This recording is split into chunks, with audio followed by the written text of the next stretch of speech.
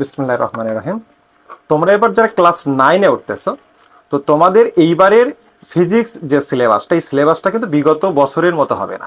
এই সিলেবাসটা পুরাতন সিলেবাসের এবং এটা নতুন আঙ্গিকে সাজানো হচ্ছে। সৃজনশীল থাকবে, তোমার থিওরি থাকবে।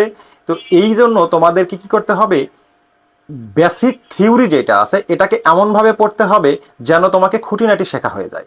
কারণ থিওরি যদি তুমি শিখতে না পারো, তাহলে মনে রাখবা তুমি ম্যাথ করতে পারবা না। তোমরা অনেক সময় ভাবো যে থিওরির সাথে ম্যাথের ওভাবে রিলেশন নাই।